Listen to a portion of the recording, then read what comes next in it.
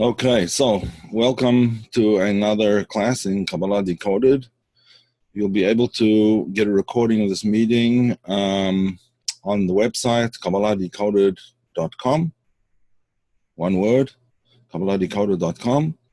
And if you just go to the videos tab and look on, there should be two tabs, or at least there will be two tabs over there.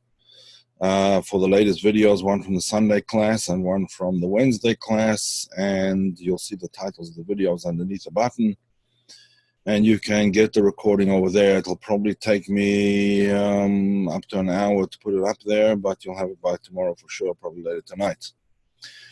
In any event, let us begin. This week is the parasha, the section of the Torah reading which we call Noach. And it discusses, obviously, the whole story of the ark and many other very interesting ideas which are discussed widely in Kabbalistic writing in Kabbalah. So, let me just share with you some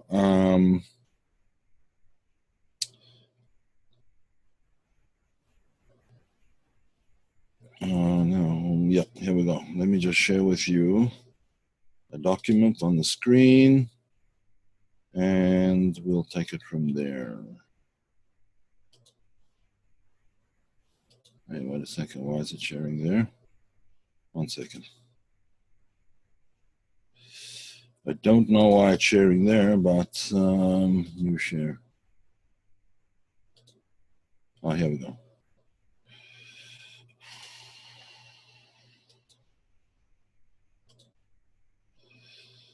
Okay. There we go. Okay, I did not have time to translate these into English, but I will translate them as we go along. So, the first verse is in Genesis 6:16, and it says like this: Tzohar ta'aseh lateva. This is the command that God gives to Noah after he tells him to build the ark. He tells him to make a tzohar, a window for the ark. Now, the word tzohar can mean a window. It can also mean a source of light. Rashi, the classic commentator on the Torah, explains that there are two opinions here. One says it means a window, and the other says it means some kind of precious stone or some sort of source of light. What exactly the source of light is doesn't really matter for right now, but just as certain types of materials do give out, so for example, radioactive materials kind of do glow in the dark, so it could have been some kind of material of this sort, that, or kryptonite, if there is such a thing.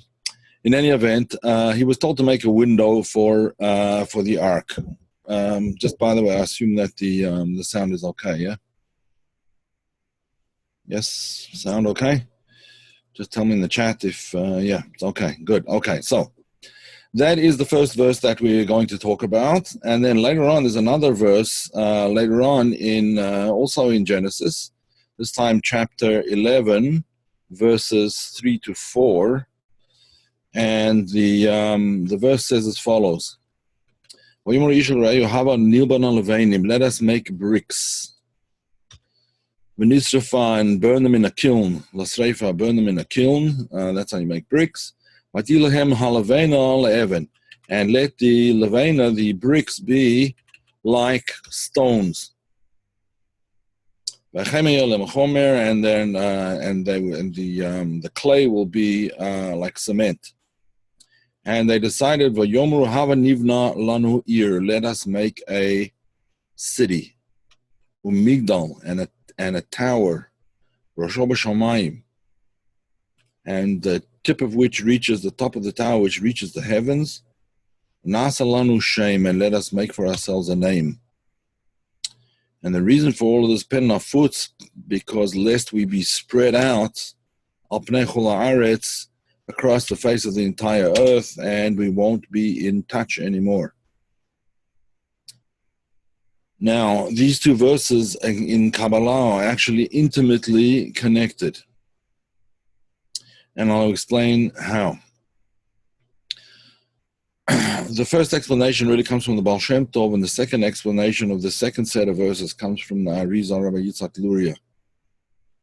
So, Tzohar ta'aseh l'teva, make a window or a source of light for the teva. The teva means the ark. If I would write it in English, which I will do right now, just let me change the language here. Teva equals ark. Right? The teva, the word teva in Hebrew, in this particular context, means the ark. However, the word teva in Hebrew also means word. A word is a teva. So, the way the Baal Shem Tov explains this verse is he says, Tzohar ta'aseh l'teva.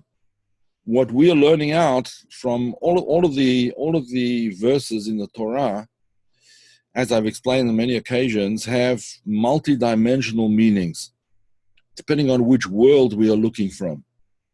In the simple, most straightforward outer surface of the world, which is called the lowest aspect of the world of Asiya, in other words, the physical world, if you're looking at it from the point of view of the physical world or the world, the spiritual world behind the physical world called the world of Asiya, when we say world, we mean a plane of reality. A plane of reality. So in this plane of reality, which is called the world of Asiya, so the simple explanation is, he was told, make an ark in which you'll gather together all the animals and you will survive. In a deeper dimension, in one of the higher worlds, the word teva doesn't only mean an ark, it also means a word. So make for yourself a word that will be a source of light. It'll either let the light in, or it will be a source of light. Again, there were two opinions in which regarding the word tzohar, whether tzohar means a window or whether it means a precious stone or some kind of source of light, a natural source of light. In any event, however we explain it, the point is that make your words a window to light, to let the light in, or make your words a window that gives light. Make your words into a source of light. Now, what exactly does this mean? So let's explain it as follows. Each word, as we know, in English as well, but in Hebrew, this is certainly true. Each word is comprised of various letters. In Hebrew, you don't have any words that are less than 2 letters. Single letters do not form any words in the Hebrew language. There's always a combination of a minimum of 2. And in the combination of 2 letters, there's always what's called yashar and hafuch, from right to left and from left to right. Yashar, straightforward, and hafuch, backwards. So you can read, for example, I'll just write here in Hebrew, a Hebrew word, the word aleph bet. I didn't write it, I don't know, but let's see. Aleph bet. There you go. So the word aleph and bet, the word aleph and then the letter aleph rather, and then the letter bet, form the word av. Av means a father. Now if you transpose them, you turn the letters around, this is called hafuch, it spells the word ba. Right? Now I just put these chupchiks in, that's what they're called in Hebrew. I just put them in so you'll see that there's 2 separate letters. So the word av means father, the word ba means to come. So words are called, they're called gateways in Hebrew, through which you can pass either one way or the other way. In any event, every word is combined of at least 2 letters and sometimes more letters. And even though each letter on its own has a meaning, when 2 letters combine, the combined meaning is greater than the individual parts. In other words, the sum is greater, the whole is greater than the sum of its parts. So the word Av, the first word over here, the word Av, has a more important meaning than just the letters Aleph and Bet on their own. There's the meaning of the word. There's the meaning of the word. Now, the meaning is called, in Kabbalistic terminology, it's called Ha'or, Ha'oleh al Kulana. The light which transcends all of the parts of the word. The light which transcends the parts of the word. Now, let's just take the word Av, which means in English we would translate it as, let me just put it on a different line so I won't make any problems. Father. Oops, sorry about that. Right, and Ba means to come.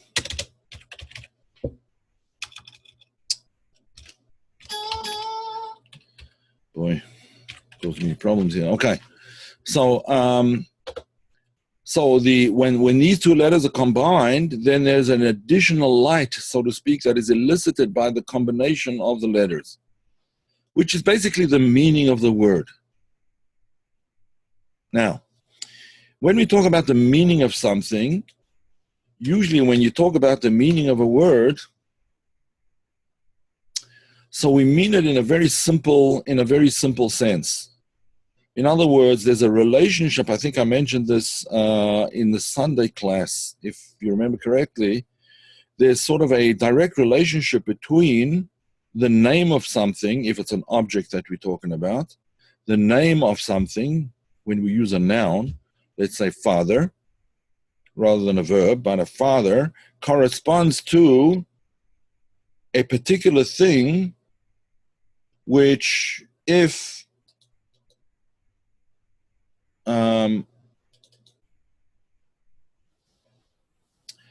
we if the word is true, in other words, if the name is the true name of the thing, then the conditions for that name to be true must be fulfilled. In other words, a father cannot be someone who never had children. Right? A goat cannot be something which would be called a chimpanzee, right? You can't call a chimpanzee a goat. It doesn't fit. So there has to be some kind of correspondence between the meaning of the word and the word. Okay? In other words, what the word signifies, the meaning of the word, and the object that it signifies have to have some kind of correspondence. There's other theories in the meaning of words, but we'll just take that simple idea. There's the meaning of the word. However, as we explained before, there's multi-dimensions of reality in Kabbalistic thought. There's always multiple dimensions of reality, even within a single word. So when we talk about the meaning of a word, in other words, the correspondence of the word to something else, to an object, if it's a noun that we're talking about, there is also a greater depth to the word. Now, let me explain what I'm talking about. When we said that the word Av means father, when we say means, what does the word mean? It just means that there's a correspondence. That's what we said. But of course, that the word means in Hebrew, in English rather, has a much deeper intention as well. What is the meaning of something When we ask what's the meaning, we aren't always asking for the translation of it or for the correspondence between the object and the name of the object, if it's a noun. Sometimes we're asking, what is it for? What's it all about? So, when we say that the meaning of the word teva is ark or word, that is, in a simple sense, the correspondence of the word teva. If we would draw an arrow from the word teva or an equal sign, it equals, in other words, the translation of the Hebrew teva is ark, or alternatively, word. But on a deeper level, this idea of teva has a much deeper implication. When we say that there's a meaning to a word, it means that there's a purpose to the word as well. Meaning in the sense of purpose, meaning in the sense of direction. Now, let me explain this a little bit more. When we say Tzohar ta'aseh l'teva, make a window for the ark or make a source of light for the ark, we're not only talking about on the surface level, on the level of the world of Asiya, we also are saying, make the words that you speak into a source of light. Make the words that you learn, make the words that you meditate on, make the words that you understand a source of light. Now, in the ark itself, as you know the story, the biblical story of the ark, which is told from chapter 6 and further, in the biblical story of the ark, one of the amazing things that's told about it and explained in the Midrashic literature is rabbinic literature, which explains some of the verses in a homiletical kind of a fashion. In other words, trying to sort of learn a lesson, a life lesson from these things, from the words of the Torah. So one of the lessons that the Midrash teaches us is that everything in the ark, all the animals in the ark, were in a state of harmony. In other words, the lion, in a sense, laid down with the lamb. And the bear with whatever. In other words, all the animals in the ark were in a state of harmony. The Zohar, explaining this, says that the ark was ma'ain olam haba. It was like the world to come. It was like the world as it will be in the future, a world of complete harmony, a world of complete unity, a unified world. So everything as it was in the ark was in a state of unity. How did it come to be in a state of unity? Because every individual, every animal, and the human beings as well, were in a state of self-nullification. The Hebrew word, the Hebrew terminology for it is bittul. They were in a state of bittul. In other words, if we have a look at our words over here, so we said that each letter has its meaning.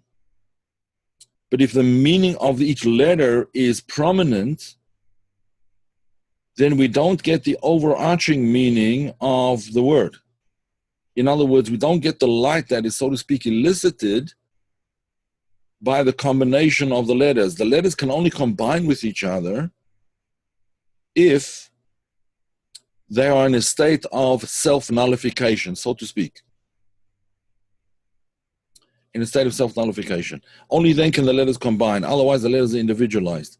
That was the world which we spoke about last week, the world of Tohu. The world of Tohu was when the letters were separated. Each letter was on its own and it couldn't combine with other letters.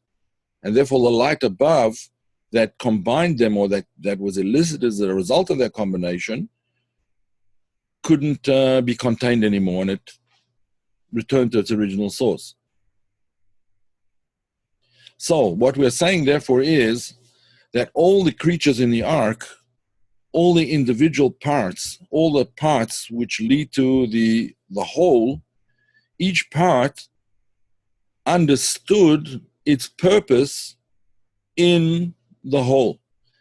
If the lion would have eaten the lamb, or the bear would have eaten whatever bears eat, then the whole thing would have, fish or whatever, it would have the whole thing would have fallen apart. One thing would be eating the other, and it would be completely a state of what was going on over there. And this is what the Zohar says, so fascinating about this idea, is that this was what reigned at that time was the perfect future, the way things will be in the future. That was what reigned. The feeling at that time was we're all in this together as part of a greater whole, part of a greater purpose. The meaning of our lives is to achieve that greater purpose. Okay, that's that set of verses. Let's go on to the second set of verses now, and we'll explain them.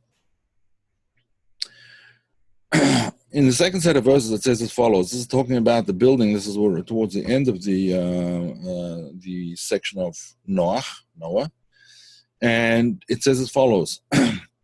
It's talking about the building of the Tower of Babel, the Tower of Babel. Vayomeru ish areu. One person said to the other, "Let us build, let us make bricks, and we're going to put those bricks in a kiln, and we will turn them into bricks and build for ourselves a tower with its top in the heavens, and we'll make for ourselves a name, lest we be spread apart across the entire earth." Now, what was their purpose? Their purpose seems to be a noble one.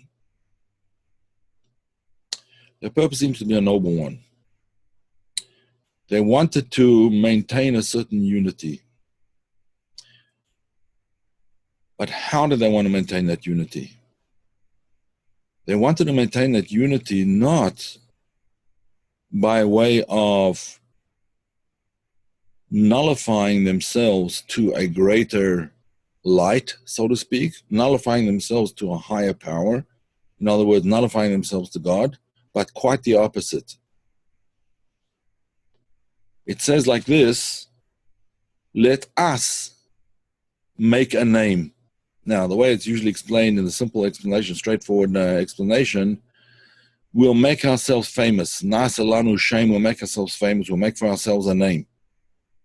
But what they meant was, according to Kabbalah, this is the Arizal explains, let us make one of the holy names.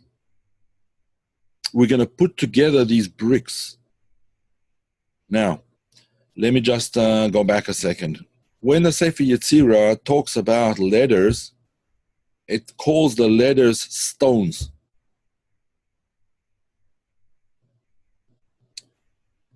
Shnei avanim bonot shnei batim. 2 stones build 2 houses. 2 stones, 2 letters make 2 words, as we said before. 2 letters make 2 words. They wanted to make a word, but they didn't want to make a word out of stones. They didn't want to make it out of, in other words, things that were created by God. No, they wanted to make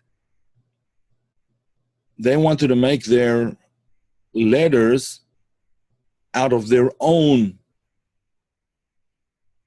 material, so to speak. Let us make bricks. Bricks and stones might be used for the same purpose, but they're very different in nature. Stones are made naturally, and bricks are made by man.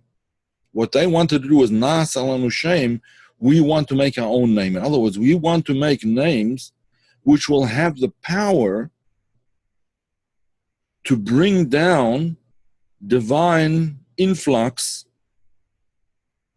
divine power down into this world, but without having to accede to or acquiesce to God's will. In other words, we want to force the hand of heaven to give us what we want without any bittul, without any self-nullification, without any sense of of sublimating ourselves to a higher purpose, to a higher cause. We want it because we can force it. Okay, so now let's go back now to what we were talking about and try and explain what it is that they did.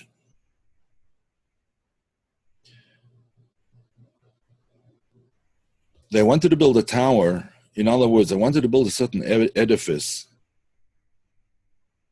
That edifice, they wanted to be built by man. We don't want any higher powers interfering with the way we see things. We're going to do things in a unified way, all of us together. That's what they said. We're going to do things in a unified way, a sort of a United Nations, and more or less with the same purpose, I suppose, making for themselves a name without nullifying themselves to God in any way. In any event, that's what they wanted to do.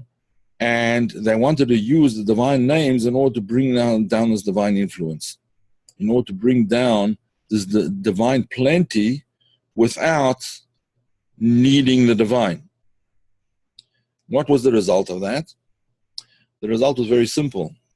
Because there was no bittul, there was no self-nullification, so the words fell apart, so to speak. In other words, what does it mean that the words fell apart? The way the Torah puts it is that now they couldn't speak each other's language anymore. They weren't speaking to each other. Because they were not united by a divine purpose, but only by a common human purpose, that common human purpose everybody understood differently. Even though it was a common purpose, nevertheless, each person understood it subjectively. It became a subjective thing. What am I going to get out of it? What's in it for me? And therefore, the end result was that they didn't understand each other anymore.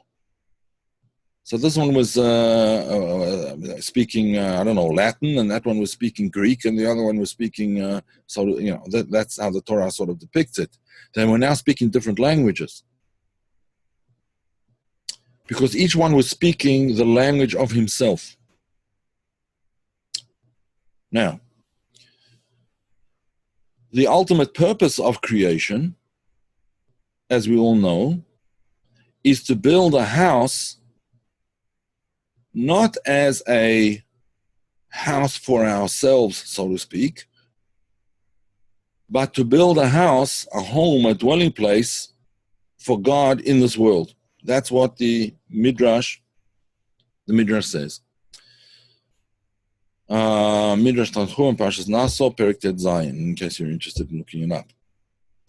So the Midrash says God wanted a world in which human beings would make for him a dwelling place where he could be in this world, so to speak. Now,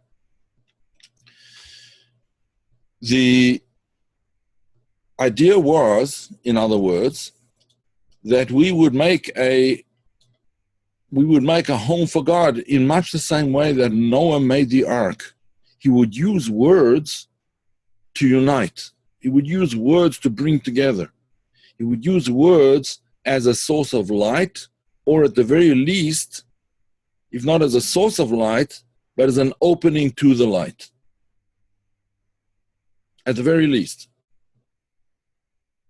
And that's why Noah was called a tzaddik. Noah was called a righteous and a holy person because he understood that words need to illuminate. And if not illuminate, at least allow light to come in. The people who built the tower, not only did they not want the words to illuminate, but they wanted the words to divide between physical reality and the spiritual worlds. Their intention was, we don't need anything beyond ourselves. We can do it all on our own. We're self-sufficient.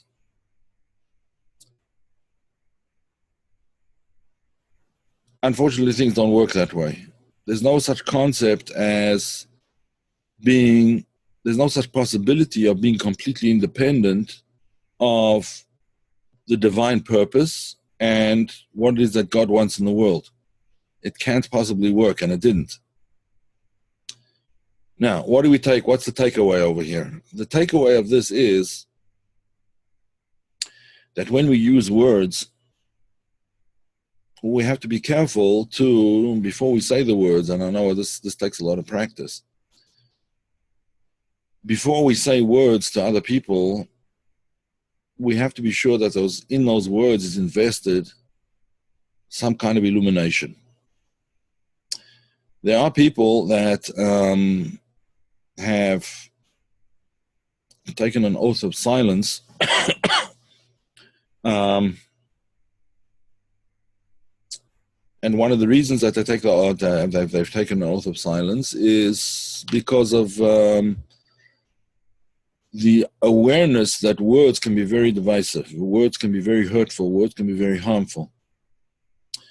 Now, even though there are such things in Kabbalistic writings as well, but there's no such thing in Kabbalistic writings as taking a vow of silence forever. It could be for a day, but not for an extended period of time, not more than for a day.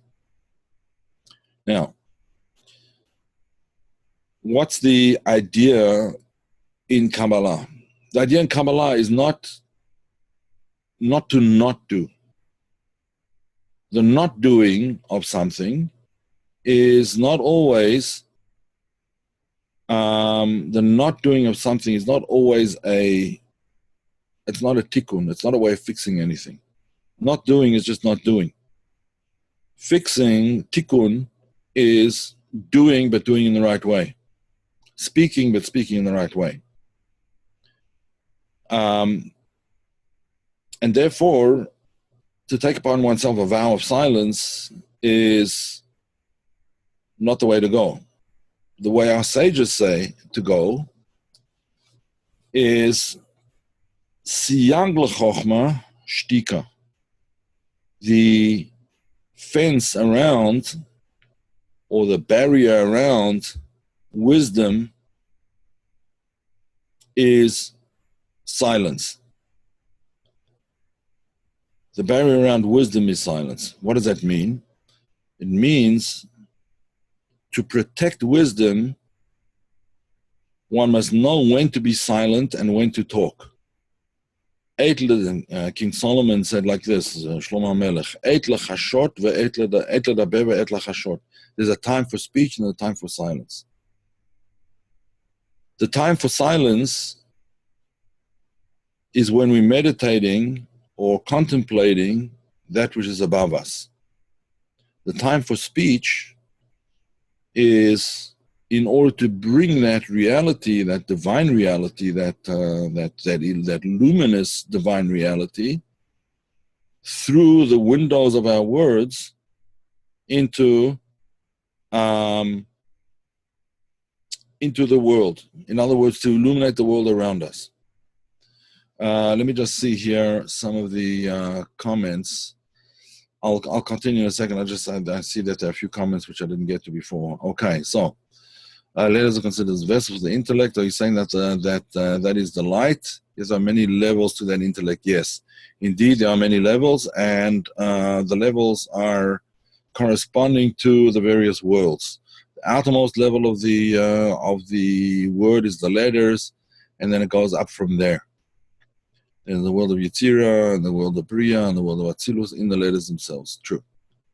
I thought there's a special place inside, is none of this world, and how does Noah mating each animal apply?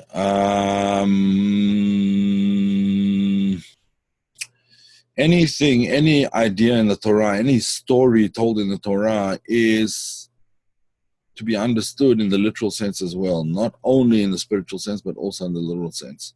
So there was an ark, and there were animals. Now, this whole concept of Noah mating with each animal, that's a little bit iffy. There wasn't, I know that there are people that explain it like that, but that's not really what it says. It just says that he let's put it this way. He understood each animal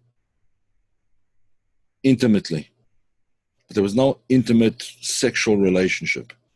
In fact, when it says that Adam had relations with Eve, Adam and Chava, the word that's used is Adam yada es Chava.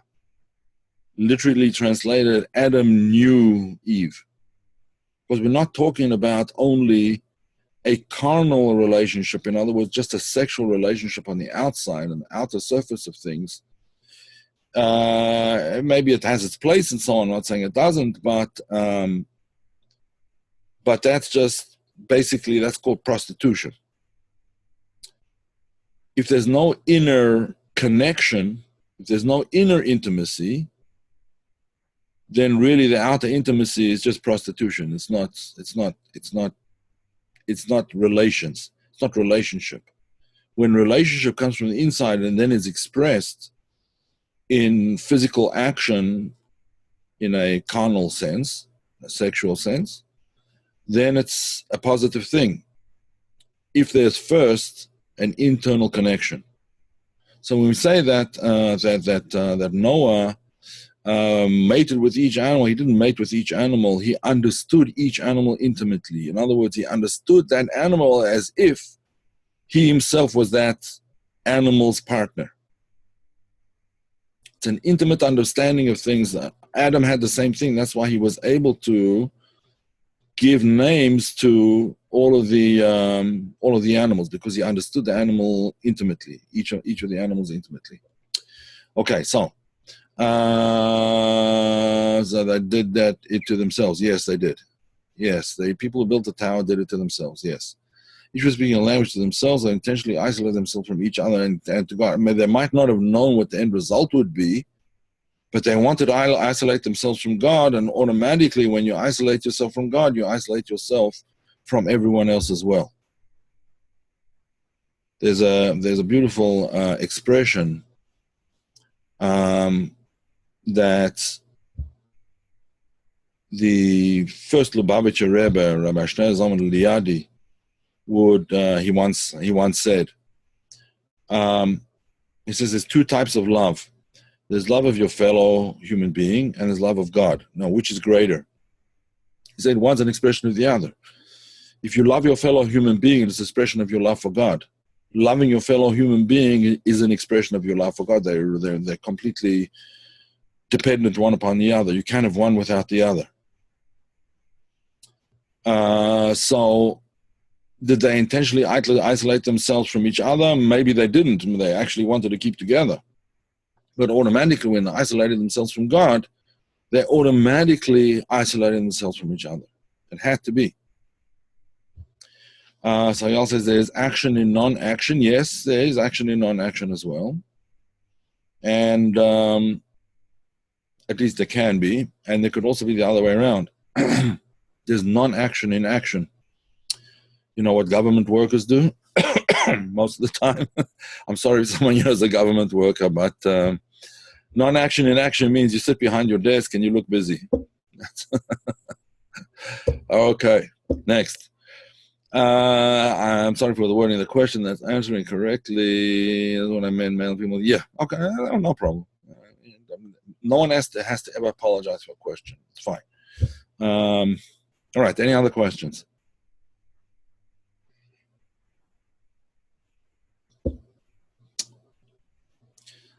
Okay. I should have really said this at the beginning, but